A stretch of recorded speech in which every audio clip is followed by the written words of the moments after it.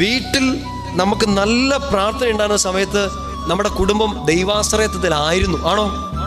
സങ്കടങ്ങൾ വന്നപ്പോൾ അപ്പനും അമ്മയും മക്കളും കൂടെ മുട്ടുകുത്തി നിന്ന് പ്രാർത്ഥിച്ചു. സങ്കടങ്ങൾ വന്നപ്പോൾ പണ്ട്.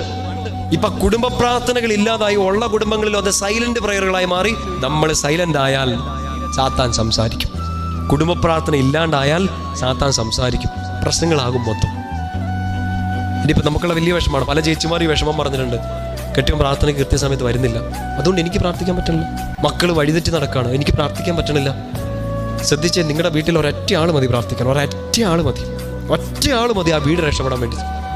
ചേട്ടൻ വരുന്നില്ല, ചേച്ചി വരുന്നില്ല, മക്കളിരിക്കുന്നില്ല, പേരൻസ് ഇരിക്കുന്നില്ല, വലിയപ്പച്ചൻ ആ സമയത്താണ് മരുന്ന് കൊടുക്കേണ്ടത്. അതുകൊണ്ട് ഞാൻ ഒറ്റയ്ക്ക് പ്രാർത്ഥിച്ചിട്ടുണ്ട്. കുടുംബ പ്രാർത്ഥനയ്ക്ക് 7 മണിക്ക് അമ്മച്ചി, ചേച്ചി, ചേട്ടത്തി, ചേട്ടൻ ഇരിക്കും, ബാക്കിയുള്ളവർ വന്നിരിക്കും, അവരപ്പുറത്തിരിക്കും ഇപ്പുറത്തിരിക്കും. ചേട്ടൻ ഒരൊറ്റ ആൾ മതിയെന്നു. അത് കുടുംബ പ്രാർത്ഥനയായിട്ട് വളർന്നു വരും. ആ വീട്ടിൽ പ്രാർത്ഥിക്കണം എന്നുള്ള ബോധമുള്ള ഒരൊറ്റ ആൾ നീ ആണെങ്കിൽ നീ പ്രാർത്ഥിച്ചേ മതിയാവും.